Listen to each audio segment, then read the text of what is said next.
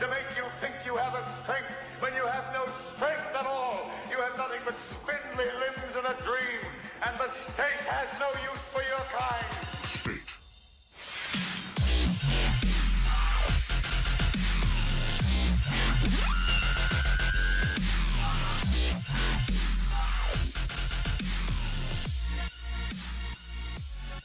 Welcome to the Libertopian Podcast on this April 30th edition, where we sacrifice tyrants on the altar of the Constitution on a weekly basis.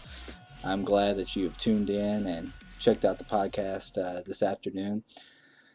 In this first segment, I will be solo today. I will not be joined by Chris Smithson in this first segment. He's going to pop in and ride shotgun with me in the second segment. But during the first segment, I would like to talk about a YouTube video that just hit the internet or the interwebs not too long ago involving Paul Krugman and Ron Paul. Apparently they were on Bloomberg debating it out, and it was very entertaining to watch, to say the least. One topic that did pop up during that debate was Milton Friedman. And basically it was grandstanding on the part of Krugman, because if anyone who knows economics somewhat understands that the Chicago School of Economics that Milton Friedman was a part of, it's partly Keynesian in some respects, namely on monetary policy. Not all the way there, and they're definitely free market, and it's good, and I'm not bashing the Chicago School, but basically what a lot of pure Keynesians try to do anytime they debate a free market guy, especially an Austrian guy like Ron Paul, is they try to bring up Milton Friedman and then tie that free market thought somehow to Ron Paul and say, well, how can you disagree with me on monetary policy? I agree with Milton Friedman. He was a free market guy, that sort of thing. And they build a straw man argument up around that. So I've got that clip here. There's this one little part in there that I really wanted to address. Ron Paul does a decent job of addressing it, but I want to do a better job of addressing it after the clip is played. So stay tuned here with me, and I'm going to go ahead and play that clip now. I want to say something about Milton Friedman here, because if you actually read what he wrote in his writings for economists, as opposed to some of his slightly loose popular writings, he actually said that the Federal Reserve was responsible for the Great Depression because it didn't do enough. Friedman's complaint was that the Federal Reserve did not print enough money. Now, I know this really. When Ben Bernanke talked about the helicopter, he was taking that metaphor from Milton Friedman. That wasn't his idea. It's really telling that in the state of America right now, Milton Friedman would count as being on the far left of the debate over monetary policy. Yeah. That's something terribly wrong with the way we've gone here. The point is, the Fed either does too much or too little, and they can't do it. So they don't have a very good record. They've ruined 98% of the value of the currency since 1913. And that's dishonest. That steals value from people. Why should people get 1% for the money for savings and the banks get it for practically free and they make money? Why did the Federal Reserve bail out the rich? Why didn't they give the money to the mortgage holders? If you care about poor people, so Representative Paul, houses, why didn't you use helicopters? Why didn't you use helicopters and pass it out to the home builders? That would have been more fair. Well, what is your prescription then for what should the Fed do? I mean, should we not have a Federal Reserve? I mean, what should the role of the Fed be? You talked about Milton Friedman. He said, hey, why not replace the Fed with a computer? What is it going to come to? I'm with him. All right, and as you see there, Ron Paul did do a good job against Paul Krugman, but he still missed the mark. He didn't go quite far enough, and he let Paul Krugman have the Milton Friedman argument. That's what I'm going to call it, the Milton Friedman argument, and Ron Paul just let Paul Krugman have it. And I think that Bob Murphy or Peter Schiff wouldn't have allowed that to happen. And I'm not bashing Ron. Overall, he did a great job. If you watch the entire debate, he did an excellent job. But I think he still missed the ball here. And what he should have said to Paul Krugman was that Milton Friedman was wrong. He was a great economist in many respects, but he was wrong on this issue. And he was wrong on monetary policy. Because the Milton Friedman argument is based around the idea that the growth that occurred during all the 1920s, all the growth and all the expansionary credit that took place there, and the expansion that led to the stock market crash of 1929 was legitimate growth. Because Milton Friedman's argument is that the Federal Reserve didn't do enough to reinflate the bubble that preceded the Great Depression, that needed to be popped. because of the expansion of credit by the Federal Reserve, having those artificially low rates of interest. And so that's the heart of the Milton Friedman argument, and frankly, it's wrong. Because for the free market to correct and real growth to take place again, you have to liquidate the debt. As Ron Paul talked about, you have to liquidate the debt. And you have to allow the market to correct and push that malinvestment out of the market. And Milton Friedman was just wrong on it, unfortunately. He was a great economist in many respects. And I love his work. I love watching videos of him poning socialists. But in monetary policy, he was really kind of socialist himself. The idea that you need a Federal Reserve or even a computer, as Milton Friedman talked about, to plan the economy for you and to plan the currency and make sure we have the right amount of currency out there, and that doesn't come naturally in a free market, is a socialist idea. It's one of the planks of the Communist Manifesto. So that's all I have to say on that issue. I respect Milton Friedman, but unfortunately he's just wrong here. I will be back in a few minutes with Chris, and I might ask Chris about this too. He's a big Milton Friedman fan, and I would like to hear his opinion on it. And we've also got some big news stories to cover also. Be right back.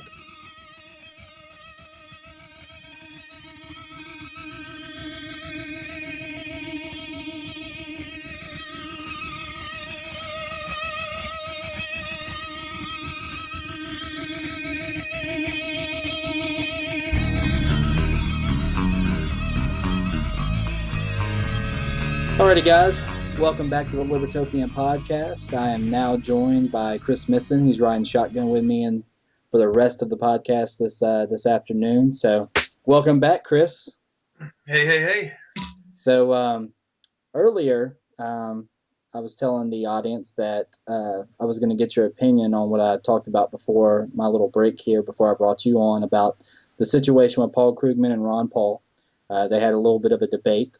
And something that I'm seeing, especially when a Keynesian and socialist like Paul Krugman debate someone who's into the free market like Ron Paul, is what I call the Milton Friedman argument when it comes to monetary policy.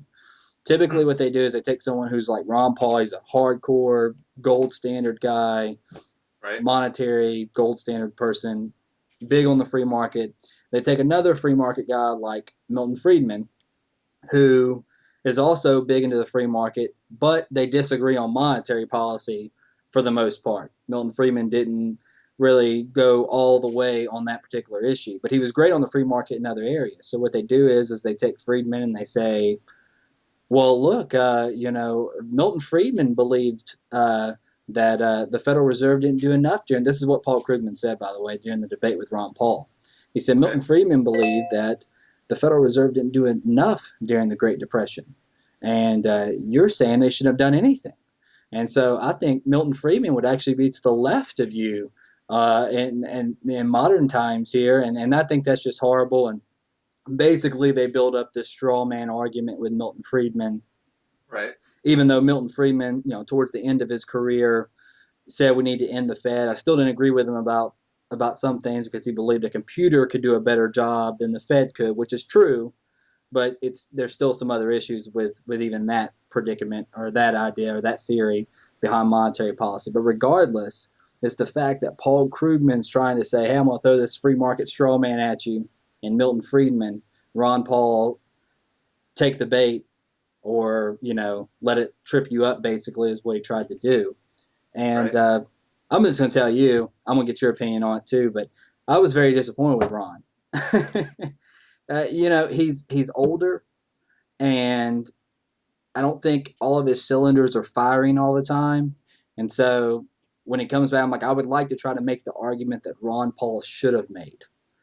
He made a good argument, but what he really should have said, which would have shut Paul Krugman down, because Paul Krugman's used to debating like Republican people who basically they can't say anything bad about Milton Friedman, even though he was a man. He's not perfect, Right. And so they say, well, I have to agree with, kind of like Romney, I have to agree with Milton Friedman.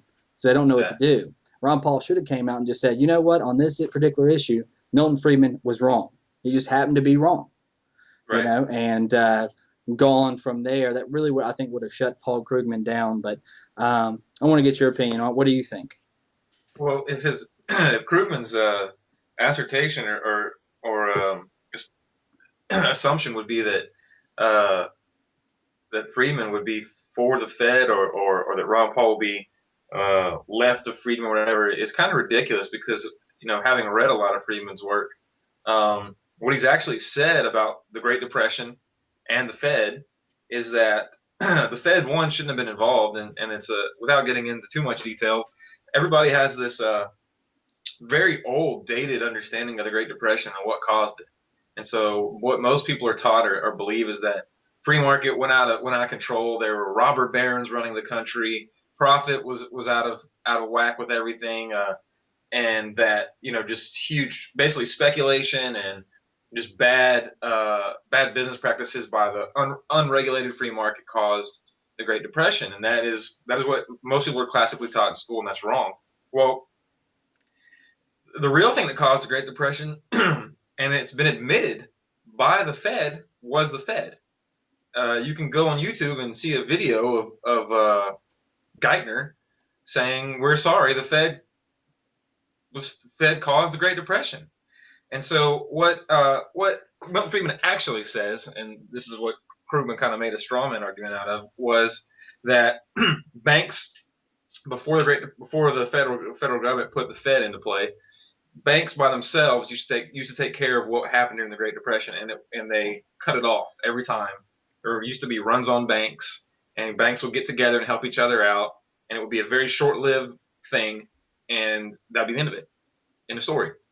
Well, when you had the Fed come along, they took that power out of control of the private banks, and they had the federal banks, and they had different branches in different states and different cities, just like they do now. And there was one man who used to run the Federal Reserve that had the most prestige, and that was New York.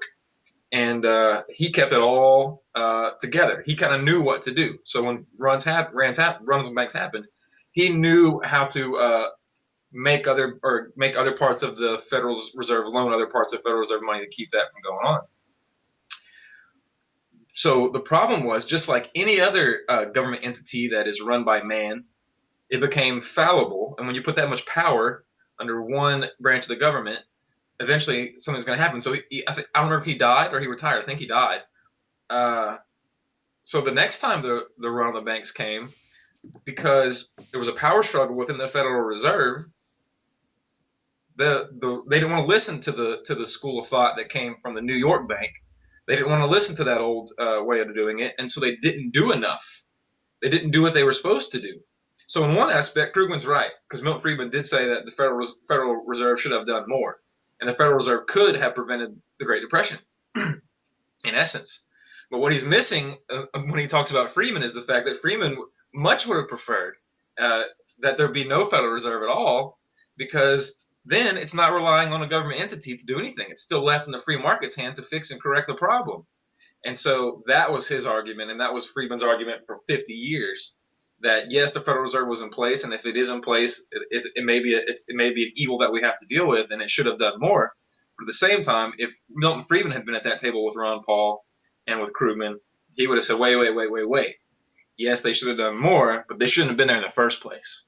So there's no way my colleague here, Ron Paul's, to the left of me, we're pretty much in sync. So that's my response to that. It is definitely a straw man, and that's part of the problem with politics, is people like to kick things around and misconstrue what people's positions are, and the general public generally doesn't have the time, inclination, or desire to be well-read enough to understand who Milton Friedman even is or what he did believe. Yeah.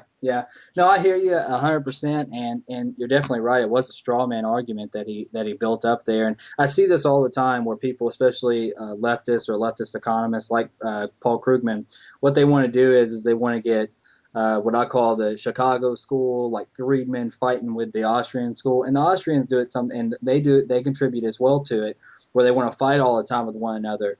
And I don't really think it's necessarily beneficial. We can have academic discussions about disagreements. For instance, what I said was that the only thing that I thought Friedman was wrong about was that suggesting that because there was a sharp drop in the monetary supply of money, that the Federal Reserve didn't do enough to bring that supply back up to where it needed to be.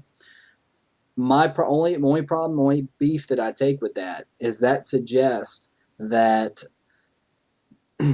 that basically there was no malinvestment during the 20s, that it was real growth, and that when that bubble popped, when the stock market crash happened, the bubble popped, and that money just disappeared because it wasn't real capital. It wasn't based off of people's savings. It was based off of the Federal Reserve loaning to the banks instead. If you say that the Federal Reserve needs to basically put capital back into the system to where it needs to be, then you're suggesting that that growth was real and that you need to reinflate the bubble. And so it's the same thing that a lot of the Keynesians say as well. Instead of saying, no, we need to liquidate the debt, the Federal Reserve doesn't need to do anything, doesn't need to print any money or have any economic stimulus. That's basically the Austrian view versus the Chicago school view on it. Both really rely on the free market heavily, but when it comes to monetary policy, they kind of differ just a little bit. But I think you'll find the big difference though is that you're right. I agree with you that there should, that's inflationary, having to have the Federal Reserve pump money supply back up to take into account things that have happened and bubbles deflating or whatever. But I think you'll find that and you've read some Freeman, but throughout it all, like I just said, I think, when he says those kind of things, he's talking about operating within the framework that's already in place. Yeah. But at the same time, he does have footnotes where he does say it'd be much better off left of the free market. It'd be much better off to do this. But if at the time, which is what it was in the past, so hindsight's 2020, it still could have been fixed. It still could have been prevented if the framework that was in place, which was the Federal Reserve, did A, B, C, and D instead of doing far too little because they had an internal power struggle. Yeah. So and that just highlights the fallibility of government programs to do anything worthwhile in the long run, because they're run by people that inexorably are going to be corrupt or inept or just not interested in what they're doing or not competent. Right, and another thing that really hurts the argument overall as far as what happened during the Great Depression and people not really understanding the history behind it is this whole idea that Hoover was some big free market guy, and when the 1929 crash happened, he didn't do anything. He just let the free market work, and that's why the Depression got worse. It wasn't because of FDR and all the New Deal programs that the Depression continued to be the way that it was. It was because Hoover tried to let the free market work, which is completely untrue. If you look back at it, Hoover basically said, you know what, I would be inclined, this is what they always do too, the economic historians always take one passage from Hoover's autobiography where Hoover says, you know what, I would be inclined to just let the free market work and get the malinvestment and liquidate this bad debt. And they stop the quote right there and say, see, he didn't do anything. But if you continue to read the quote, he actually continues to say, but I'm not going to do that. I'm going to build the dam. I'm going to do this. I'm going to do that. I'm going to do X, Y, and Z, whatever the case is. So he did do a bunch of federal programs and stimulus as well. During the I believe it was the 1920 or 1921 crash or recession, they didn't do anything, and it was over in 8 months. Yeah. They didn't do anything. They allowed the bank. That's what the banks handled it. They were able to lend to each other and to support each other and to keep the money flow going. Yeah. To where, things happened, but it wasn't to the point where banks became insolvent, had to close down, and the federal government had to step in because that was before the time. Well, then, of course, because we always think we can design something better than what's naturally there, we stepped in and put that Federal Reserve into place, and that's what ended up causing. They've since learned, but how to keep depressions from happening, but at the cost of our monetary value. Which, in the end, I'd rather have 8 months of a crash, quote unquote crash, and then go back to the same prosperity and build back up as very quickly than I would this lingering, just malaise, just sluggish economy that we've gone through since the economy. They don't want to call it a depression, but it really has been a depression. Since we've had that for the past few years. How long has that been extended? Now we may say, we prevented, XYZ companies from going out, but it's just like in nature. How much faster would it be to heal if we just ripped the Band-Aid off than sitting there and massaging the wound and trying to make it better and bleeding it and that kind of thing, and keeping all these bad investments up, these non-profitable companies that operate at a loss, and propping them up and fighting against free market principles. And it's the same way, like you said, in the 20s. That's why it was the Roaring 20s, because it was good, unbridled free market economics for the most part. And when things did go wrong, we let the market sort itself out. Of course, there's dips. There's dips in everything. You can't constantly grow. You can't constantly go up. You have to come back down and then go up again.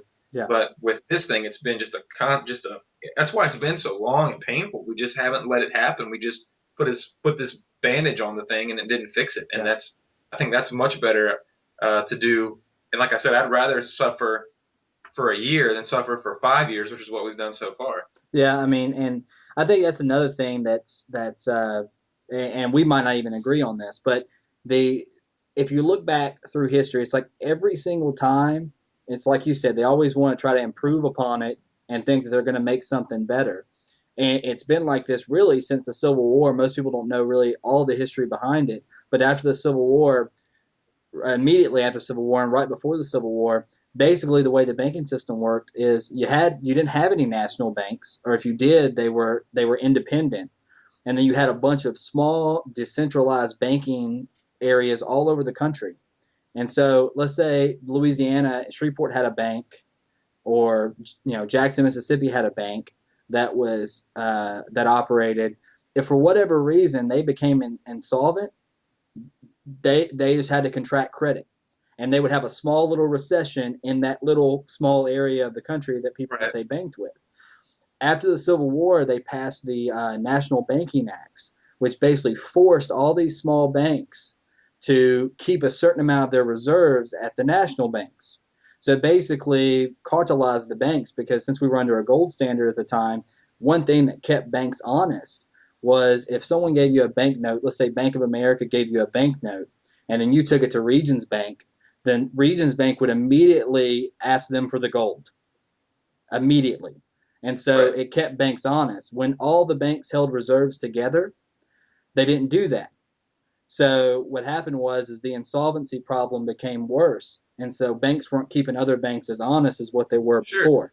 And so it's the same premise as if you and four other friends decided that you were going to put all the money you made every year into one location that one person held, and then you guys would borrow money from each other via your own little IOUs without knowing exactly what's in that place you're sending all your money to, and without seeing it and actually changing hands, you're much less likely to be able to keep track of who has what, and you're much more likely to speculate and say, oh, well, Chad, I borrowed $2,000 from you yesterday, but can I borrow $5,000 more from you today? And you go, sure, and you don't really have it, but you know that it's covered as a whole in the group sum. Yeah. And so you're able to lend it, but it's not really there. Yeah, exactly. And that's what causes that kind of inflationary, crappy lending practice. Yeah. And it made it worse because ultimately that's actually what caused the national bank runs that basically gave the excuse for the federal. It's like the excuse. Right. They do something, they screw it up, it makes an excuse to do something worse every single time. And so they just make the problem worse and worse and worse. And the thing is with really unbridled capitalism, and what I mean by that is there is some fraud protection out there. I would actually argue that the fractional reserve banking system that was even used when everything was decentralized, states should have been out there cracking down on that because they were using people's demand deposits to speculate without paying them interest. It was not part of the contract, the voluntary agreement that depositors had with the banks. And so essentially it was fraud. But instead of treating the banks like any other business, if you commit a fraud against your client as a business, it's the same thing as theft. And so instead of treating the banks that way, they just let it go. And so you would have these wild expansions of credit, which led to a boom, and then eventually it would lead to a bust. And so if you really have free market capitalism where the monetary system is relatively sound, you're not having banks that are really expanding on credit and making things worse. And even if you do, at least maybe it's just decentralized. then what ends up happening is you have steady growth. You don't have big dips, like huge growth and huge crash. You just have steady growth. You might have small little tiny dips, but it's not nearly as bad. And so that's basically my take on it. I want to get your take on it because I know you're a Friedman fan. I am too. I really like. I said on the previous part of the podcast that I always like it when he pwns socialists because he's such a great orator. Like he's a great debater. Yeah, he's very precise. Exactly. He makes people look ridiculous. And the thing is I wish there was someone who on the Austrian side. I always liked Murray I liked Murray Rothbard's books, but as a speaker, the guy, it's horrible. I've watched some of his videos. So that's all I have on that. It's an interesting video. I encourage everyone to look it up on YouTube and check it out and check out that debate between. There's a quote that I like that really reminds me. Every time the government comes in with something like the Federal Reserve or something, and they try to fix something that they perceive as a problem with the free market, and sure, the free market's going to have things that it's run, just like the government, it's run by people. But the difference between the government running something and the free market running something is that in the free market, if you mess up, you fail and you go under, and someone else that can do it better comes in. Whether it be as long as you're held accountable for fraudulent behavior, whatever. And the government, when you try to make something that's going to fix things and you mess up, they just throw more money at it, and the problem gets bigger and bigger and bigger. So the quote is, the curious task of economics is to demonstrate to men how little they really know about what they imagine they can design. And so it just shows you that the natural order of how men, and by men I mean a society, interacts with each other economically via I pay you for this and you give me that, or I borrow that from you and you give it to me, which is just naturally how things work, versus what you think you can design, you think you can do better than that. Every time we do that, it shows us how little we actually know about economics as a whole. It's always worse. It always causes a worse problem than when we put in place in the first place. Yeah, I really like that quote too. That's from one of my heroes, F.A. Hayek. He said that, and also a Nobel Prize winning economist, just like Milton Friedman. And that's one thing I really like about some of the guys from the Austrian school, like F.A. Hayek, is they really understand that it's the microeconomics, it's people interacting with one another and how complex and how vast that network is. There's just no way that you can design a system or plan for it. Yeah, exactly. So great quote, by the way. All right, well, let's move on to our next story. That was entertaining, to say the least. The New American has an article, Republicans prepare contempt citation against Eric Holder. And anyone who's listening to this podcast probably already knows why they're preparing a contempt citation for Eric Holder. For the most part, from what I can tell, he perjured himself in front of Congress by lying about Fast and Furious, by saying that he didn't know anything about it. And obviously he did know about it. And I'm kind of surprised, but I'm not surprised that Republicans are continuing along with this. The reason why I say that is because basically underneath a different name, that this same program was going on underneath George W. Bush. In fact, I forgot the gentleman's name. He runs the House Oversight Committee. He went on Fox News and said, yeah, there was a similar program going running underneath, or basically doing the same thing underneath Bush. And I was thinking to myself, okay, well, that's the end of that. Because typically Republicans aren't going to go after Democrats for the same thing that they're guilty of. Yeah, that's why they had to go after Clinton for sex scandal stuff, even though he basically gave nuclear secrets to the Chinese. Well, Republicans we probably would have done that too. So we really can't go after you for it. So it's I'm surprised, but then I'm not surprised, and hopefully it goes somewhere. But to be honest with you, it's such an inside game at this point in time. I really don't see where it's going to go anywhere. I mean, it's almost like it's just grandstanding. What do you think, Chris? It's disappointing, and it's just another example of government not being held responsible. And if no one knows, just as a nutshell, the Fast and Furious program was a program where we basically sold undercover. We sold arms to Mexican drug cartels, and in an effort to later be able to track them down and arrest those drug cartels It was bizarre logic, and it resulted in the death, I believe, of some Border Patrol agents or with those weapons. And so then Eric Holder, who is the what is he? He's head of the Attorney General. He's Attorney General, yeah. Yeah, he said he knew nothing about it, but it turns out he did know about it. So it's just scary that our government would sell weapons to the drug cartels, even under the guise of trying to bust them. It's not like we're selling them drugs, which would be bad enough, but at least that's something that you're not going to kill someone with, directly. I can't throw a kilo of cocaine at you and murder you with it. But weapons, actual weapons, we're selling to drug cartels, and it just shows how crazy the war on drug has got, out of control. And there's no oversight. And now that somebody's actually, obviously there's a problem with it because there's a big outrage over the whole thing that happened. And then the guy that's supposed to know everything that's going on with it, he sits in front of a committee and says, "Oh, I don't know anything about it." And then it comes out that he knows about it. He did, so he lied. And in any other court of law, let's say that it was Enron, and the CEO of Enron said, "I didn't know anything about all this false financial accounting going on," and then it came out that he was, well, that'd be years tacked on to the sentence he's already going to get for the fact that he had fraudulent accounting processes going on. So how much more serious is it that there's a government official who's over a program that's selling weapons to drug cartels who are killing American citizens? That should make you crazy if you're listening to this podcast. That should make you want to shoot someone in their face, because your government sold weapons to Mexican drug lords who used the weapons to kill American citizens. And the guy that knew about it, who was over it, just said, "Oh, I didn't know about it." And then when it was found out that he did, we're going to give him a citation. Here's your perjury citation. I mean, what is that going to entail? The guy needs to go to jail, lose his job, and everybody else that knew about the program needs to be swept under the rug. And by that, I mean into a prison somewhere like Angola, or shipped down to Mexico and lose their citizenship. It's irresponsible, and it caused people to die. But that's the problem with government, is no one can hold anybody accountable because everybody's doing it. Everybody knows about it.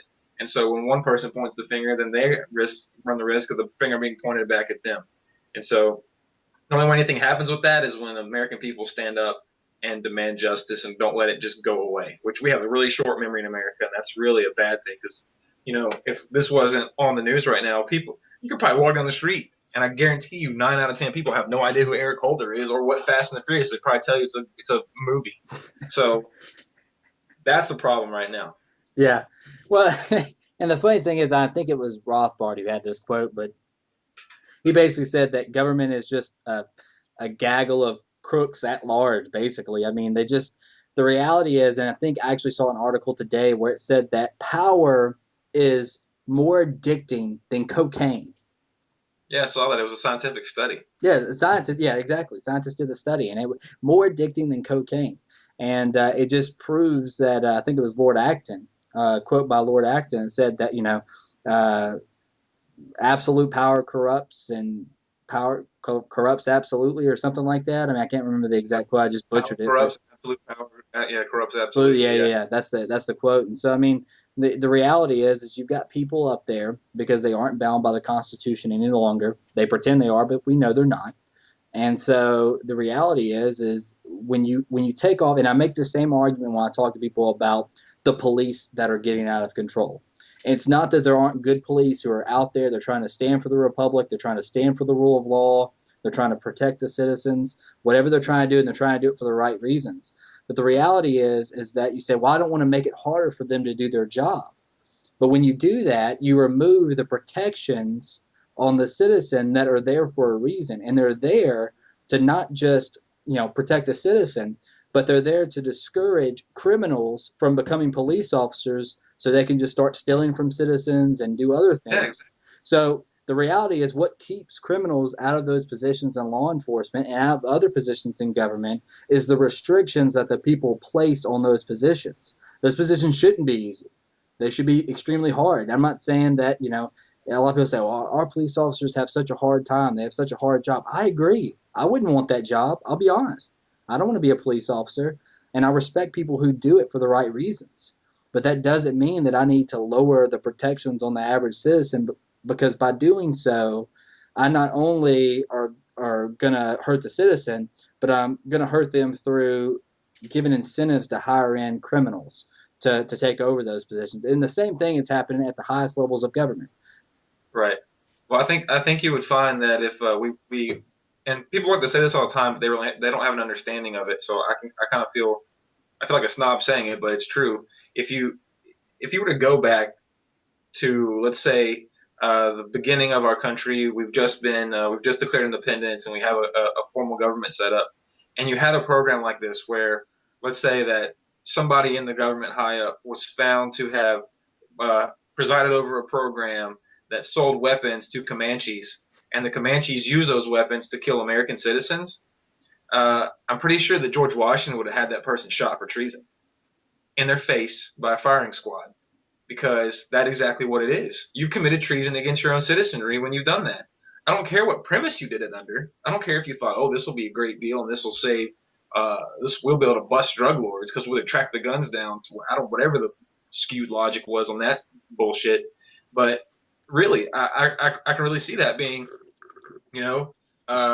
Attorney General whoever was found in 18 whatever to have sold guns to the British, who we were at peace with at the time, but the British used those guns to kill Americans. That person's going to be killed for treason. End of story. It would have been like that. You're dead. You're dead. You're done. But instead, the guy gets to sit in his office every day and go home and go out to Outback and eat, and has no responsibility for the fact that people were shot probably in the face with AK-47s.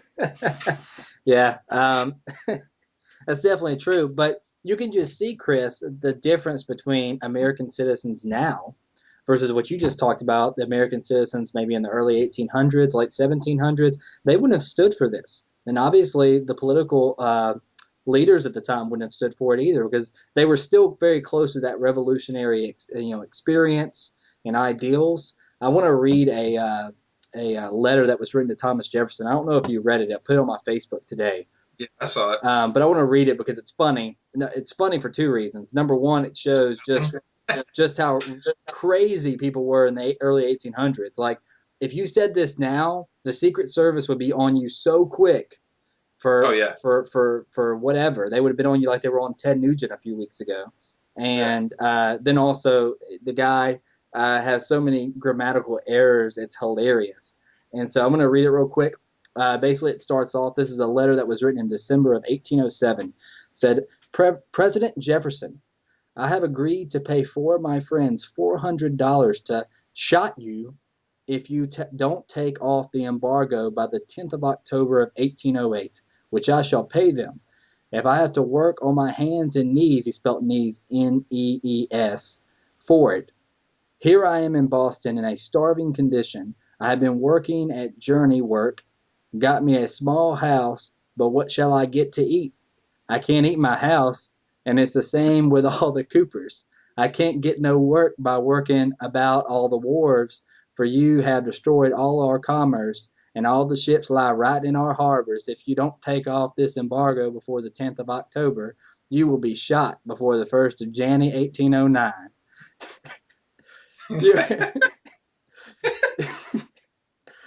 This is my favorite part. And this is Jefferson, by the way. This is my hero, right? Right. I mean, if this is my favorite president, wrote the Declaration of Independence, and this is what this guy had to say about Jefferson.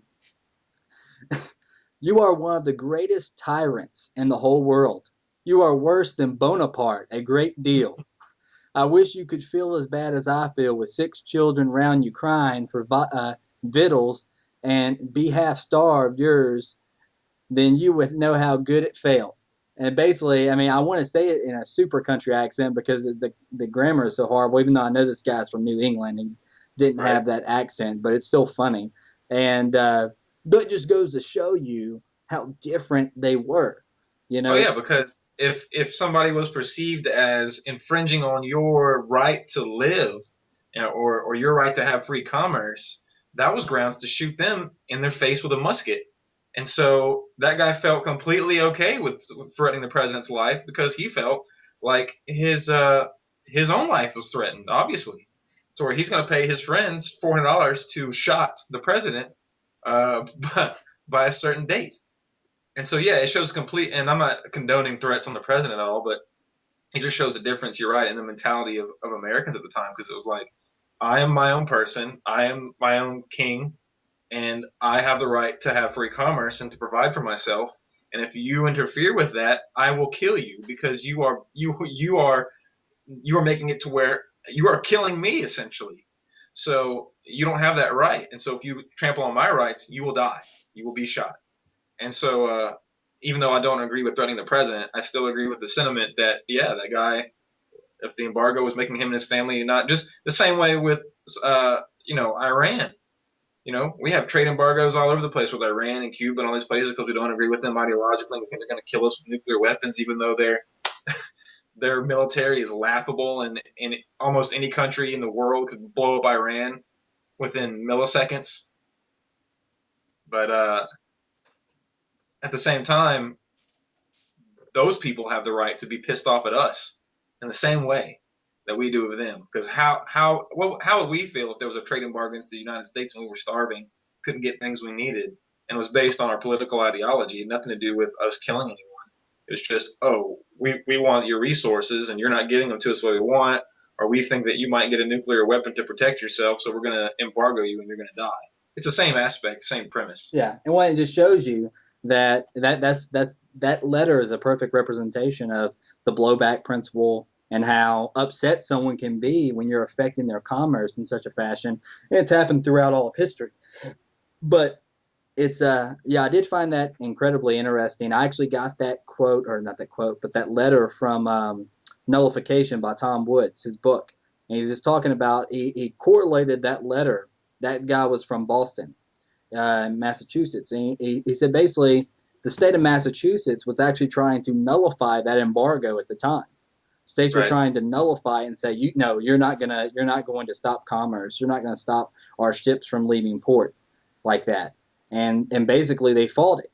And to some degree they won, some degree they didn't. But the reality is I think I don't think they actually won it. It went on being, that was right before the War of 1812. The reason Jefferson did it was because the British were ransacking some of the ships, the merchant ships leaving that area. So instead of confronting the British, Jefferson just put an embargo and prevented ships from going that direction, is basically what happened. But the reality is there's plenty of times throughout history where it wasn't necessarily that everyone wanted to assassinate the president every time there was an issue like that. It was that they at least had states with some power that could stand up to the federal government and say, nope, you're not going to do it. Not here.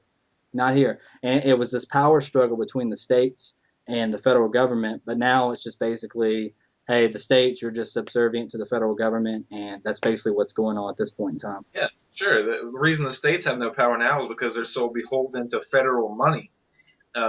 And it's not like states get a direct proportion of federal money based on how much taxes were paid by their citizenry in those states. They don't.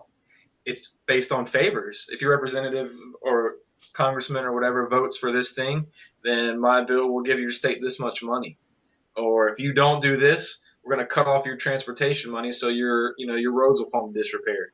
So the government just has these strings now on the states where they will just pull the strings. And so when the states do pipe up and try to act like they're going to be tough, the government just laughs and says, oh, you think you're tough? Well, try driving to school tomorrow when all your funding for education is cut, or try running on the road tomorrow when we don't give you that $50 billion in infrastructure money, or try anything. We're just going to take all your money. And it should be the opposite. It should be states saying, well, guess what? Since you don't want to listen to what we have to say, we're going to exempt our citizenry from paying your federal income tax. So we're going to make that state income tax money.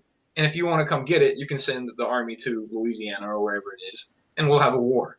Yeah. That's what would have happened previously. They would have been willing to go to war for that, and then other states would have said, wait a minute, that sounds like a great idea.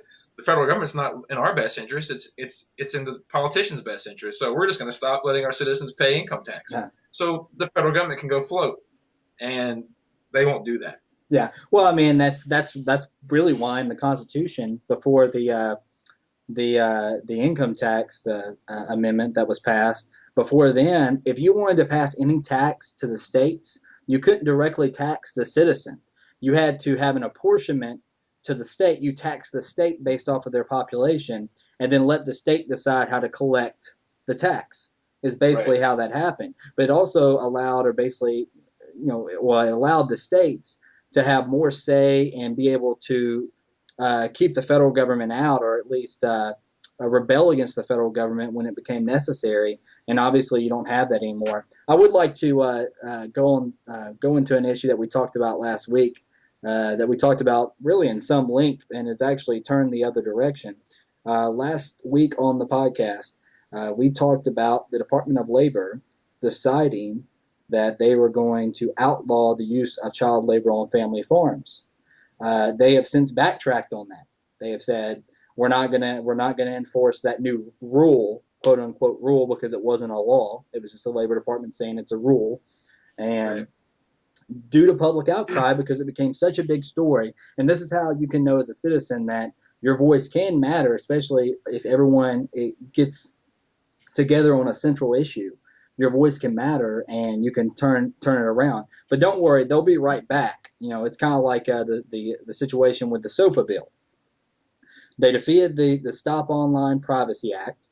That was defeated because of the outcry, and now they're back with CISPA, which is actually worse. It's worse than SOPA, and it got passed by all the Republicans in the House. Those freaking traitors. They're traitors. I said it. They're traitors. Alan West is a traitor, and people are going to hound me for that because, he was in the military, he was a war hero. I don't care, okay? As soon as you disobey that Constitution, you're a traitor in my book, and Alan West is a traitor, along with every single Republican that voted for the CISPA bill. And to the Democrats' credit, because they're more keen on a lot of these civil liberty issues, and they're beholden to the ACLU. I don't think it's necessarily them voting with their conscience. It's just they know their special interest groups well. But the reality is that CISPA basically empowers any company, Google, anyone who tracks your online activity, to basically hand that information over to the NSA at any time. It's just a perfect sharing environment there. The NSA or CIA or whoever wants it, they can just, without warrants or anything, it's almost like the wiretapping situation with the Patriot Act. It allows that information to flow way too freely with very little restriction placed on the federal government on what information they can use. Basically, any information they get from Google that Google is freely going to give them, they can use. And they get around the constitutional argument on this because, Google's a private company. So if they want to give your information to us, who says they can't? So it doesn't violate the Fourth Amendment. But it's this whole crony capitalist system where they can use these puppet corporations and say, here, you go get the information for us. You basically own the internet now. Everything that people go to on the internet somehow links back to Google somehow. And because of that, they can't say anything. It doesn't violate the Fourth Amendment, and they can't sue us over it. But the reality is the fact that they passed CISPA to begin with, and they basically made Google or whoever else a snitch for the federal government is already a step too far. There's no authorization for that in the Constitution. Just because it might not violate the Fourth Amendment doesn't mean anything. The reality is the federal government has certain delegated powers, and the CISPA bill does not fall underneath those delegated powers at all. So I think that's a huge overstep. I didn't want to go on a rant like that on that one, but I just thought about it, and it's been bothering me all week, and I wanted to talk about it for a second. What's your take on it, Chris? The bill that we talked about last week, or the not even the bill, the rule that came out about, I kind of looked into it, the child labor thing. What it really was preventing was we kind of blew it out of proportion a little bit. We said that it was if you were a child on a family farm, you couldn't work, and that's not true. But what it did affect was if you had any kind of employment contract with somebody. So who that did affect, it still affected families, because let's say that your granddad owns a farm and you want to go work for him. Well, then either A, you can't, or B, you have to submit to government training, which is a new thing. And you can't do the 4-H and all that kind of stuff or whatever, which we all know that all these programs have been around for hundreds of years, literally, and they know more about farming and safety than the government does about farming and safety. And so that was the problem, is that they were saying you can't go work for your dad or your granddad on a farm if you're under a certain age, even if you want to. even if it's within the regular labor laws or whatever. And you also must go get this special training. And so, yeah, there was a huge public outcry against that, and they retracted it and went away. But yeah, I mean, I'm glad you're right. It shows it's a great demonstration of what can be done when people have an outcry. But like you said, at the same time, we have such a short memory span, and politicians, contrary to popular belief, politicians are not stupid. They understand that the public is in general, the public, and this doesn't mean people listening to this, but this means just in general, we as a people are dumb. We don't follow things. We don't research things. We don't have a long attention span. And so they can come up with this thing and go, let's just test the waters and see how the people react to this. Just throw it out there. And then if it's a huge outrage, they go, well, we'll wait. We'll wait a little while and we'll name it something else, tweak it, and throw it at them again. Or we'll put it in this huge other bill and hope that no one catches that it's in there. And then when it's too late, oh, it's already passed and it's now a law. And so, yeah, it's a really good example, but at the same time, you always have to stay vigilant to the fact that the government is going to constantly try to get. That's the nature of government. People don't realize the nature of government is not to shrink. It's not to protect you. The nature of government is to always grow and want more power, and to do that under the premise of protecting you. Yeah, I really like that animation you just did there with the sliding the bad legislation into like a larger bill. It looks like you were shoving your hand up someone's ass or something. Right. It's like shove it right in that bill, and yeah. So, all right, well, yeah, I did want to talk about that just a little bit, just because we did talk about it last week, and there was a change on that front. The next article that we're going to tackle is on CNBC. They are talking about this student loan bill. And this student loan bill has become a big political hot potato from what I can tell. Basically, it's Barack Obama grandstanding about how he's not going to let student loan interest rates rise. And basically, it's almost like a fake political fight, because the Republicans really don't want the student loan interest rates to rise either. They know it's a non-starter. It's not going to win them any hearts and minds for the most part. No one is begging the Republicans for student loan rates to rise. They don't care the economic reasons why student loans are in the dismal shape that they're in. They don't care about that. It's just about politics. So it's almost like a fake political fight going on right now between especially Barack Obama and Mitt Romney, just because the election's coming up this year and they've got to find something to fight about, even though they're virtually the same on almost every issue. I mean, Mitt Romney wrote Obamacare for Obama in Massachusetts. I call him Obamney or Rabambi. Ramba? Orama. So yeah, I mean, it's what I think they miss here with the student loan situation is Barack Obama is really going out on the campaign trail right now, and he's talking about student loan rates can't rise. We need to make education more affordable. How is that going to make it more affordable, though, Barack? I mean, how's that going to make education more affordable for anyone? We need to pump more money into education. We need more people to go to college who don't end up finishing college anyway and go there for 2 years, get Pell Grants and all these different student aid programs and take out student loans, go there and don't even finish. Because the reality is we're taught in this country that everyone has to go to college, and you get there and you graduate, no matter what it takes, even if it takes you taking out a couple $100,000 in student loans and all these grants and whatever the case is. And the reality is that education was never designed that way.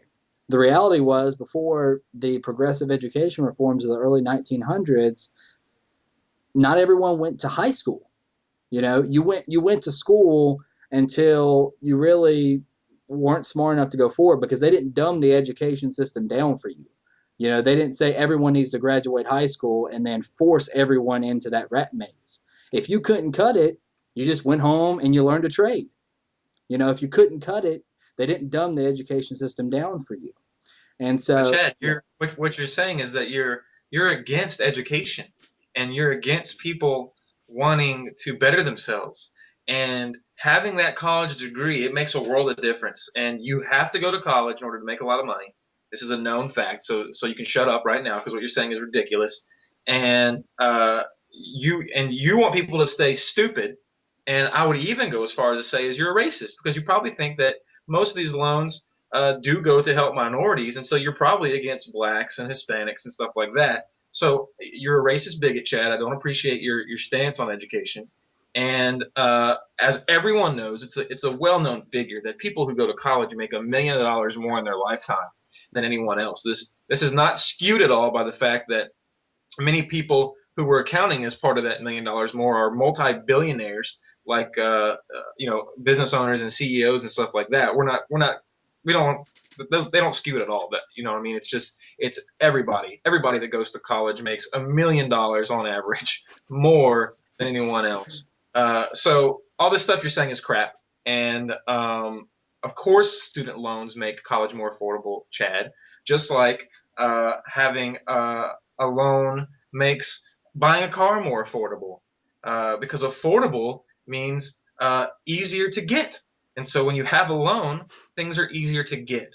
Now, it doesn't necessarily make the price of it or the cost of it go down, obviously, because ever since we've had student loans, the cost of college has gone up tremendously more than it did before we had student loans. But Chris, no. And so you have to understand that even though the cost of college goes up, regardless of interest rates or loans, that they are more, quote unquote, affordable because of those loans. And so everyone should go to college. Everyone should have a higher degree, and everyone would be happier and make $1 million more a year. So I don't know where you're coming from with this. Yeah, I mean, I guess I don't either. I guess I must be a racist bigot for thinking such maddening thoughts. But I guess it's kind of like healthcare, right? I mean, we want to make healthcare more affordable, not necessarily lower the cost. Am I getting that right? Maybe it's yes. Maybe I don't understand the language. No, you don't. You don't at all. That might be part of the problem. Maybe it was that I didn't get enough of that education. Maybe they need to spend more on education so I can understand the language that they're using to tell me why we need to spend more on education. Yeah, exactly. And you are 100% correct. And you do have the two terms mixed up. Cost of something and affordability of something are completely different things, but they're things that we as the American people, because we're so highly educated, we do understand that. We do get that. For me to say it's I've heard people who make over $100,000 a year say that, we finally could afford that Mercedes. Now, does that mean that Mercedes is more affordable?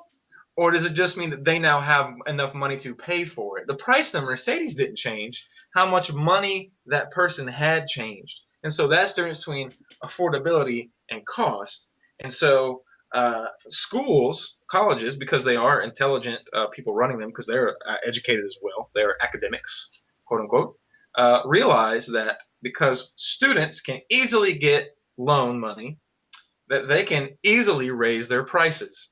And so, like I said, so that's the cost going up. But it doesn't matter, because when the cost goes up, what else goes up?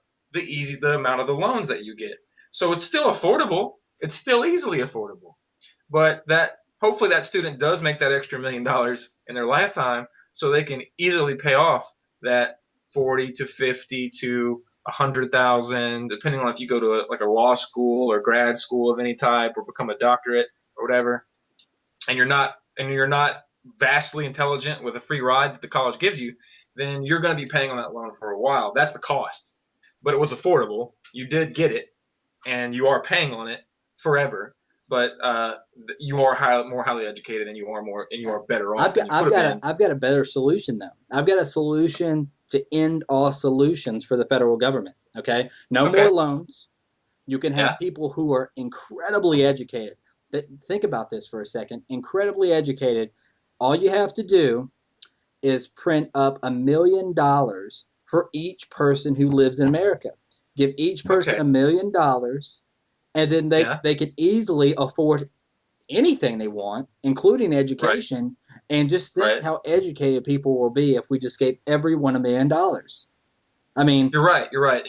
Except if we do that, I'm going to use my influence with some educational facilities that I still keep up with to buy into them so that I benefit from them. And I'm going to suggest that we tout ourselves as very highly academic and we raise our tuition prices by $1 million.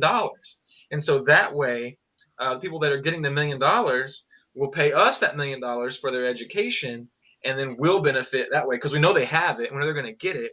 So why not raise the price to where people will still pay it because they have the money and they didn't do anything to earn it, and then everybody's happy, right? And then tuition, even though it's more affordable, it will cost more, but everyone can afford it. yeah, exactly. See what I did there? Yeah, and Yeah. I think we found a solution for the federal government. And obviously, everyone, I think me and Chris, you should know by now, me and Chris are being sarcastic. If you didn't, then you haven't been listening to this podcast very long to know how sarcastic we are being.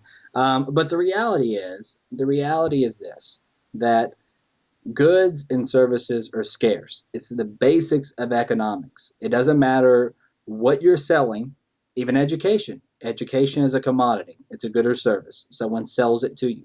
It is scarce. We do not have enough professors in the world to adequately educate everyone in the world. It's scarce. And so it's just like we don't have enough gold in the world for everyone to own the same level of gold. It's scarce. And so the reality is this, that if you raise prices, or if you inject capital into that particular area of the economy, either through student loans or just like me and Chris said, if you gave everyone $1 million and said, hey, go spend it on education to your heart's content, what's going to end up happening is, just like Chris said, prices are going to raise. Because how in the world is that college going to educate the influx of people who come into their doors? They can't. So they have to raise their prices. They have to raise their prices to discourage demand. If they don't, then they're going to have a shortage of service to give to the people who demand it. They're not going to be able to educate everyone. And so the reality is this, is that there is no substitute, whether you borrow money or not. In fact, the borrow money needs to be real capital as well, a capital that someone has actually saved, not printed by the Federal Reserve. And we know that doesn't happen. But the reality is that there's no substitute for real production, real savings, and then once you have that real savings, and once you've really produced something of value, to then use that value to either better yourself or educate yourself, there's no substitute for that. There is no free ride. It's the biggest point I took from Economics 101 in college was there is no free lunch. There is no free lunch. It doesn't matter how you slice it. There simply is no free lunch. And I think we demonstrated that quite well there, despite being sarcastic. Well, other than that, that's all the articles that I have. Chris, is there anything else that's on your mind, man? Do you want to talk about? Well, just to kind of touch on that really really quickly, if people don't have a basic understanding of what they're really battling over, it's like you kind of mentioned, it's the interest rates on student loans are tagged to go up, and neither party wants that to happen because everybody wants to be a proponent of better education or easier to get education or whatever, which we obviously demonstrated that affordable education doesn't necessarily mean a good investment for your money, and it doesn't necessarily mean that prices go down. In fact, it means the opposite normally. So they want to both sides want to take money from different areas to do it. Well, I don't know if you noticed recently or if anyone's been paying attention, but we're operating at trillions of dollars in debt. There is no money to be given to. It's all ghost money. All the money they talk about taking from one program to give to another, it's all bullshit. There is no money. There's the gross, there's the money, the revenue that the government brings in, but it's so far outstripped and already used up by the time you even get talking about anything like this. We're going to pay to keep interest rates down. It's asinine, and it's just an insult to the intelligence of Americans to act like we're going to pay for it somehow. We're going to pay for it with more debt. It's not real money. It's all bull crap, and it just digs us in a deeper hole. But the other thing that upsets me about this is, the other side of this is there's a bill that's been introduced called the Student Debt Forgiveness Act or something like this, where so much money for people will be forgiven and for student loans that they took on, and there's stipulations, but still I see people saying, "Oh, on Facebook, this would be great. This would be awesome for me." Well, you don't have moral character. End of story. I hate to say it. You don't have moral character. Did you not know you were signing up for a student loan? Okay, you did. Did you not know the terms at which you signed up under that loan? Okay, if you didn't, then you're also an idiot because you didn't read the fine print. So so now you're at least morally bankrupt, and you possibly are an idiot. So you're wanting a free handout from the government, and you're wanting it to go away. Well, the problem with that is, one, it'd be morally bankrupt whether it was a private entity giving you the money like a bank, or whether it was the taxpayers who involuntarily hand the money over to the government, which is what it is. And so you're taking my money as a taxpayer to educate you, and you don't want to pay it back. So one, how is that physically responsible, morally responsible? It's not. And three, it demonstrates how when you have person C spending person's A money on person B, how little they care about what happens to that money. So for example, if you're my boss and you give me a credit card and say, I want you to go buy my wife a gift, how likely am I to care how much that gift costs or how quality that gift is? I'm not. If I take my own money and I go buy my own wife a gift, it's much better chance that I'm going to get the best value for my money at the best quality product that I can get. The same goes for if you give me money to lend to Chad, how likely am I to care whether Chad pays that money back? Not at all. So let's substitute all of this for if the federal government takes money from me to give to you for an education, how much does that government bureaucrat who runs that program care about whether you pay that money back? Zero. Not at all. Because if you don't pay it back, that government bureaucracy does not fail and go under like a bank would. It just prints more money or raises taxes or appropriates more money from the federal budget. So anyone out there who has student loans, I understand you probably need them, but I want you to understand that you only need them because they are there. If there were no federal student loans, it would be done by private banks at a higher interest rate, but less people would go to college, and so college would be less expensive, and people would actually have to work harder to go to school, and they would actually have to study harder and be a good student and try to get scholarships, or they would have to work and save up before they went to school instead of thinking that immediately out of high school they have to go to college. They have to go to college. The minute they're done being a senior in high school, I have to go to college. I must directly stay in academia for the next 8 years of my life. 4 years for an undergrad and 4 years for a grad or whatever you want to look at. So, or your master's and your doctorate, however you want to look at it. So that's the problem with America. We think we are entitled to things that we are not, and we think that other people should provide them no matter what the cost, and we don't look at, just like, this is the base of economics. I believe in an education for people who want it. I believe that. But the question you always have to ask yourself is, at what cost? Everything is not beneficial at any cost. You can't say everyone in America should have an education no matter what the cost. No one would agree to that. You'd be insane to say that. But that's exactly what we say when we say, let's pay for lower interest rates with money we don't have. Or let's keep these student loans going that drive the price of college up. And so it's, again, a failure to understand economics and a moral irresponsibility when you say that student debt should be forgiven, people who voluntarily signed up for that debt. You wouldn't say the same thing to someone who took a loan out from you if you owned a car dealership and you did your own financing, and somebody said, we should forgive people who bought cars in the last 3 years, their car loans. You'd be outraged. It's your money. So don't try to put something on me as a taxpayer that you wouldn't put on yourself as a business owner. Yeah, and I take pretty much the same take on it, maybe a little bit different. I'm for two things. Okay, when it comes to the interest rate thing, I'm okay with the interest rates going up if the banks who have loaned the money out from the money that they've received from the Federal Reserve at 0% interest, if the Federal Reserve raises their interest rates, I'm fine with those rates going up. What is kind of ridiculous to me is how a bank can borrow money from the Federal Reserve at 0% interest rate, then loan it out to a college student at 6% interest, and then say, we've got to raise interest even more. When the original capital, there was no real saver. There's no real, it was just printed. It was loaned into existence. And so I think that's the only thing that I see it differently is the banks, the big national banks, they are the Federal Reserve.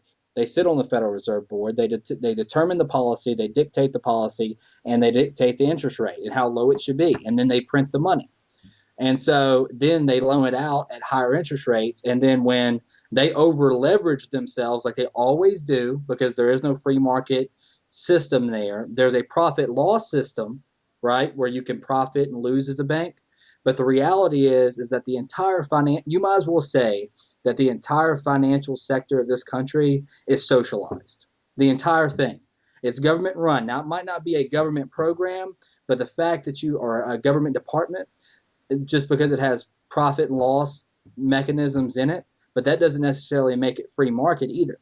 And so when it comes to, like, for instance, student loan forgiveness, I'm not necessarily for that, but I would be for it under two circumstances. Number one, it's only for students who borrowed money from banks for their student loans after the Fed lowered rates to 0%. It has to be free money. If the bank got free money from the Federal Reserve to loan that money to a student, then the student shouldn't necessarily be forced to pay a higher interest rate. But the only way I would be for student loan forgiveness would be if we shut down the entire program. And they said, look, this is what we're going to do. We're going to forgive student loan debt because it wasn't real capital anyway. It was just printed by the Federal Reserve. So we can technically do that, and we're not screwing necessarily a savings depositor at Bank of America or Sallie Mae or whoever, wherever the case is. We're not screwing some savings depositor. But in the process of that, there is no more student loan program. There is no more co-signing by the federal government to get a kid who is 18, has no credit worthiness whatsoever, to be able to sign on for a student loan. If there was a compromise there, I wouldn't have a problem with it. The only problem is there won't be a compromise. It'll be just like they've done with illegal immigration in the past, where I believe it was under Reagan, where they said, we're going to have amnesty, but then we're going to secure the border. And they have the amnesty, they don't secure the border. So That's my only problem with it, is they'll forgive the student loan debt because it wasn't real capital, but then they'll continue the program and keep loaning kids all this money and basically getting them into debt at an early age, basically because the way I see it, it's all socialized at this point in time. And so you've got banks who really operate in almost a fascist nature, where they depend on the Federal Reserve for the capital, they borrow it for free, and then they loan it at enormous interest rates because that's the only way they can make money.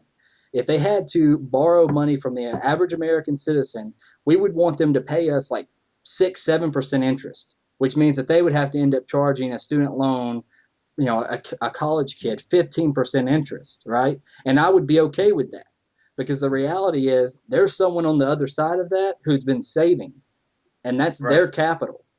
And you're stealing that capital if you don't pay that loan back, basically. But when the capital gets printed out of nothing, and you can also make the case that it's not necessarily fake capital, because once it gets out in there, it starts circulating through the money, through the economy, and then what you end up having is the inflation tax. And so we're all paying for everyone's education through inflation, just like we're paying for everything that the federal government does that's off budget or out of budget, out of whack with the revenues that they take in.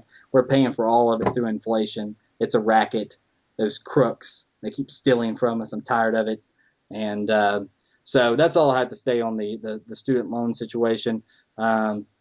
It's obviously an interesting take, or an interesting situation with the student loan debacle. The reality is that when you don't have a free market and you have just government constantly in there trying to tinker and trying to social engineer the entire population of the country, you end up with situations like this, and it's terrible. I feel bad for a lot of the students because a lot of them went to school for the right reason, but the reality is they've been in government school since they were in kindergarten. They've been taught, just like you said, taught the exact same thing. You got to go to college. You got to do this. You got to follow this exact same path.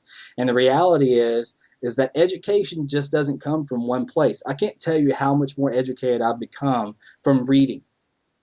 I mean, I just get books off the internet or buy them from Amazon.com and I read them. It's amazing. Sure. Past learning how to read and mathematics, learning how to do math. All education is a teacher, unless they're using their own life experiences, telling you what other people have written down in a book. That's why you have a textbook. That's why they assign you reading during the summer or reading during the class or whatever. So unless it's languages, like I took Greek classes in college, so I could have learned it out of a book. But the guy knew Greek. He wrote some of the history. He wrote some of the Greek, the Greek books on how to do it. But you can educate yourself probably better than somebody else can educate you if you can read, because all they're doing most of the time is regurgitating to you what other people that did the research or had the life experience or learned all this stuff, wrote down in a book and taught them, or what they were told out of a book by a professor until they became a professor or a teacher. So yeah, I become way more educated myself, even though I went through college and got a degree by reading on my own, because I read what I'm interested in, not what a college tells me I should be interested in.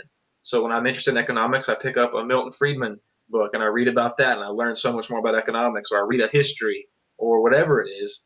And yes, that's how you can become much more educated. But I can already hear the people out there, Chad, because we've had this discussion before with people privately, not on a podcast, saying, but Chris, you benefited from an education and that's where you are today. Wrong. I'm not going to get into how much money I make, but I make a ton of money right now, more money than I thought I'd ever make in my lifetime. And it's not because I have a bachelor's degree. It has nothing to do with it. It's because I happen to know somebody who happened to have a job at a company that was hiring for a job that you can be trained on the job for in the oil and gas field, and you can make 6 figures a year. And you don't have to have a degree in it. They don't look at people they don't look at your degree when they hire you for this job. Look at, are you intelligent? Can you learn? And that's it. Can you be independent? Can you operate independently on your own at long periods of time? And so I still hear the people now. I hear what people are going to say is, well, you knew somebody. You knew somebody, so that's how you got that job. Sure, you're right. I did. If you want a job like that and you don't know somebody, how do you think it'd be impossible to get that job? Or would you just not be willing to put the time into it that it might take for you to go sit in that office every single day until they hired you, to pester them until they hired you, to go and knock on that door and put your resume in and check on it every week? And when they say, I'm sorry, we're not hiring, you go to a similar company, or you come back a week later and say, I still want this job, until someone hires you. Those are the stories you hear about before government got involved in the economy. If you listen to anybody from the 1920s up to the 1950s, for the most part, you hear, my dad went out and he wanted that job, and so he stayed in that line until they gave it to him. One of the best examples I like is Mel Blanc, which a lot of people don't really, or they probably do know, as being the voice of Bugs Bunny and a lot of other cartoon characters. Almost every cartoon character you grew up with, Mel Blanc did the voice for it. At the time, they had guys that were professional voice actors. This is like in the 1930s or maybe even the 20s. I think it was the 30s. Who were professional voice actors, and there were no jobs. But he knew that he wanted to be a voice artist. So he went to the studio day after day, and he did impressions and he did his voices. And they said, look, we don't need you. We don't need you. We don't need you. We don't need you. And the guys that had the jobs had great paying jobs, probably because they knew somebody and got in the door. He didn't know anybody, and he just kept going for a long time. I mean, if you read or listen to his story, it's amazing. Finally, just because he was persistent, the guy said, look, you can be on this one cartoon or whatever. And after that, he became the voice of almost every cartoon you know today. And it had nothing to do with his education. It had nothing to do with who he knew. It had to do with persistence. So don't sit here and give me, well, Chris, you got that job because of who you knew. I did, but I still could have got it if I'd known about it eventually by persistence, if I was willing to do it. Just like I could have gone to college without my parents' help if I had wanted to go work for a few years before I went to college. I could have saved up, but that's hard. People don't want to do the hard thing anymore. They want the easy handout. They don't want to admit it to themselves. That's what the problem with a lot of people is. They don't want to be honest and admit, you're right. I could work hard for a few years, not go directly to college, and then pay for it. They want to say, oh, and then the argument comes up, well, have you done that, Chris? Is that what you did? Is it that easy? I'm not saying it's easy, and I didn't have to do it. But at the same time, you can't say just because I didn't do it, it's not a good idea, or it can't work. And Milton Friedman always used this example that was awesome. People would say, well, Milton, you talk about the poor and how we can't help them or whatever. Were you ever poor? And Milton Friedman said, well, yes, I was poor. I was poorer than you ever were. But then he also goes on to say, that's a ridiculous assumption to make. Would you insist that a doctor who's operating you on cancer also have cancer first before he operates on you? Of course not. Just because the guy didn't have cancer doesn't mean he doesn't know how to fix the problem. Yeah, exactly. And it's just a difference in the American value that people have. And what I mean by American value and not values is the rugged individualism that really built America, made America. And if you look at it, and I talk about education, we talked about education a lot tonight from a couple different vantage points. But, if you look back at how education used to be, it's kind of like how I said, once you got to a point where you couldn't go anymore, maybe you didn't have the intellect to go any further, didn't mean you were stupid. You would just kind of hit your wall. And you stop. I remember my grandfather, he stopped going to school in 8th grade. But to be honest with you, I didn't learn anything through high school. I learned everything that I needed to know from mathematics to reading by the time I hit 8th grade. And I'm kind of thinking about it now, what if I could have used those 4 years in high school to do something else? What if I could have gotten into a particular trade that I really maybe enjoyed and learned that? How much better would people be at their trades? How much more productive of a society could we be if your ability to be educated and be successful is only limited by your intellect, is only limited by how far you can go, instead of the assumption that everyone has the same, it's this egalitarian assumption that everyone's the same and that we can shove everyone through this same system and that they all have to graduate high school.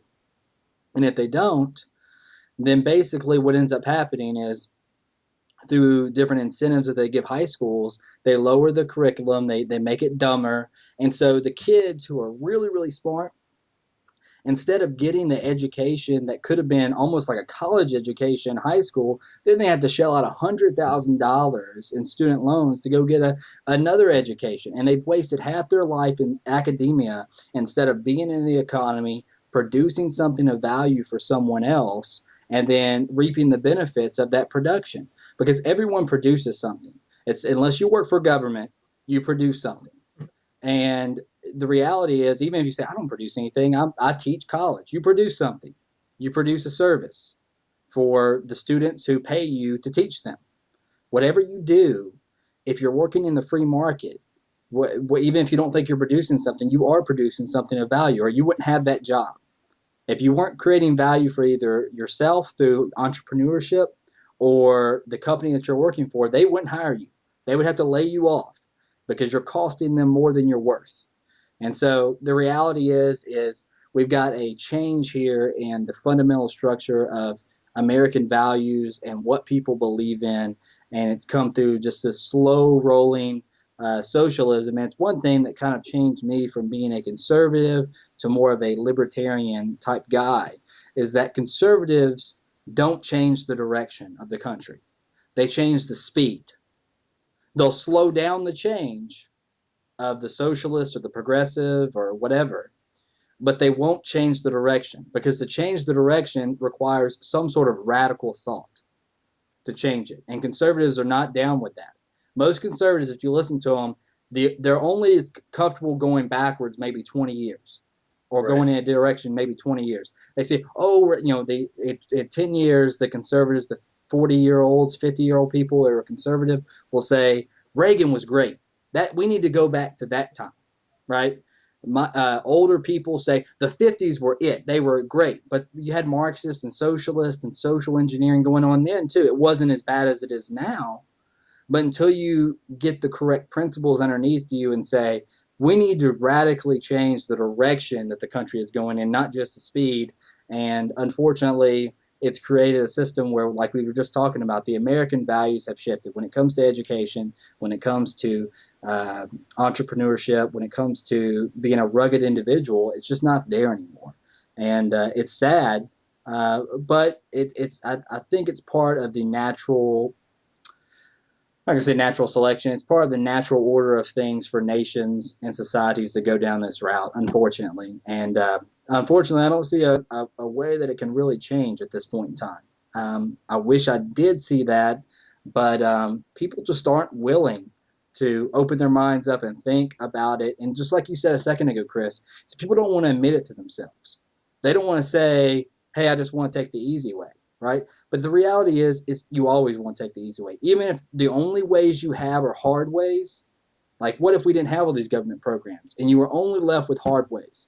As long as you had two hard ways, you would choose the easiest of the two hard ways. You're Right. always going to go the easiest route you can go. It's just part of human nature. And so that's the reality of that. I don't want to keep hammering, keep drilling the same point all night. But I mean, the reality is it's sad. Overall, I'm very sad for the country as a whole, because what made America the greatest nation on, the planet wasn't government.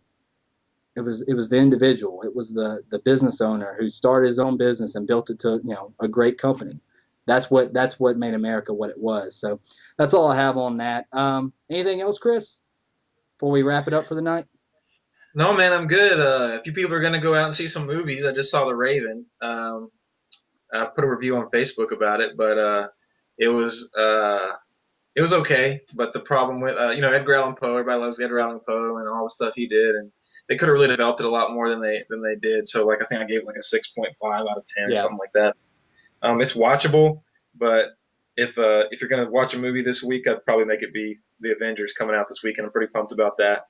I really want to see that movie. I wish that, you're wearing the Captain America shirt. Yeah. I wish that Edward Norton would have come back as the Hulk. I do too. But I do too. I don't know what happened there. I don't know if it was a money issue or a different project was happening, or it seems like some people, like some actors, and I'm talking out of my ass because I don't know what the reason is, but it seems like some actors just don't take or understand how huge of a role they have sometimes. I mean, you get to play Bruce Banner. You should drop anything you're doing to be Bruce Banner at any given time. And I don't know if you just let it go or what. Like I said, I hope it was a different project you're taking on and couldn't do it, that kind of thing. Because now you have a different guy. We've already had 3 different Bruce Banners in the past 4 years, because we've had 3. This will be the third Hulk movie with Hulk in it. We already had 2 Hulk movies. Different Bruce Banners in both of those. Different Spider-Man, because they jacked that franchise up. The only constant I've seen lately, really, that stayed the same is Iron Man. It seems like he's going to stick with that for as long as it goes, which is a good role for him. And crap, my mind just went blank because they're redoing Spider-Man, which they should. Oh, and Wolverine. Yeah. It seems like Hugh Jackman's in the long haul for Wolverine, which is good. Because they jacked up that whole X-Men series too at the end of that. So hopefully we'll see a lot better stuff coming out of Marvel after this Avenger movie comes out. And hopefully it's a good movie. I've heard it's pretty good from guys that like it. I've heard the same thing about the Avengers. I'm really, really, really, really pumped about it for this weekend. On a side note, I know we're just clamoring on here at the end of this podcast, but I just got done watching In Time. I know you told me you didn't like it. You didn't like In Time, did you? What was In Time again? Time. With Timberlake and the chick. No, I did like it. It's kind of a background to fiat money in a way. Yeah. I call it the same thing. Yeah, if you look at time, which is they use as currency, but if you run out of time, you die, and they just make it arbitrarily. Yeah. Kind of the same way that the society works, exact same way that this society would if we had no free economic principles. Is that people that are rich stay rich. And there's nothing that you can't open a business and get rich in that economy because you just work at a factory and they pay you a certain amount of time per day and that's it. You can't get rich unless you go to like a casino and win that way. Yeah. No, I really liked it too. I did kind of notice though that it was written from more of the Occupy Wall Street view of it. which Right. kind of irritate me because it kills me about those guys is they see a lot of the problems. It's just their answers are always socialist. Like they don't get it. They don't get that it's the government that's the problem as well. Like, yeah, I understand there's these greedy, corrupt bankers and corporate interests. They're bad too. I'm not excusing them for any immoral behavior that they engage in because ultimately, I'll be honest with you, I'm not going to, if I'm up at that level, yeah, I'm not going to necessarily reject a subsidy if it's going to help me stay, my business grow.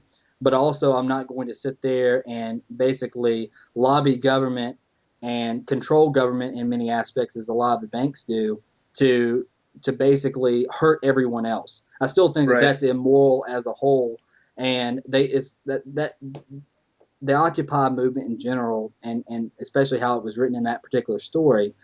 What they do is they demonize just one part of it, and then what was the answer? Justin Timberlake basically steals from the banks and then gives to everyone else like he's Robin Hood. Right. I mean, how's that going to solve anything? Did that solve anything? Yeah, because in the end, at the end of the movie, I mean, if you haven't seen it by now, I'm sorry, I'm going to give the ending away. But at the end of the movie, he's giving, like you said, everybody's getting all this time. The timekeeper that's following him dies or whatever.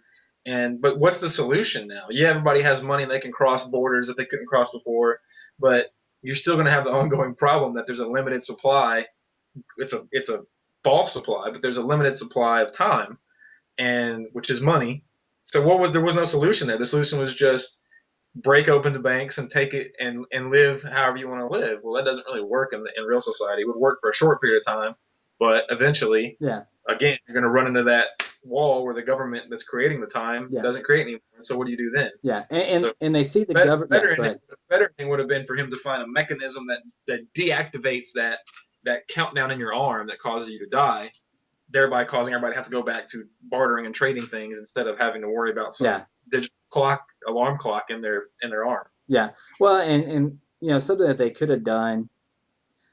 I guess it's difficult, like you said, with it being time, because everyone has a right to their life, and so it makes it difficult. It's not the same as a typical currency would be. But the reality is I always see this with the left. They always want to ignore the free market part of it.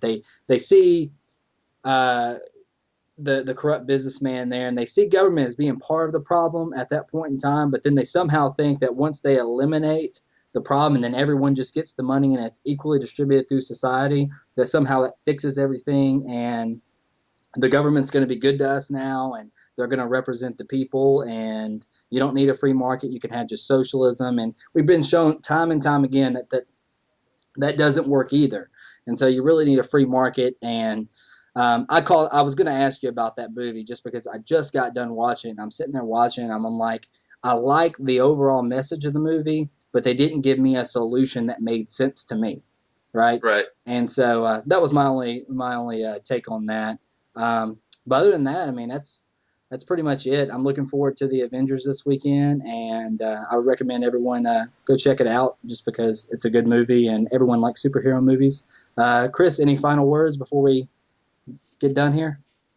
No, man, I'm good. Just chilling in Miami. I booked another week down here because my work hasn't called me, so I'm trying to lay low a little while. I did work 2 months in a row, so I'll be down here for at least another week, and then either I'll go back to work or I may come back up to Shreveport. Maybe we can do a podcast actually in the same room together and not 1,000+ miles away from each other. But we'll see what happens.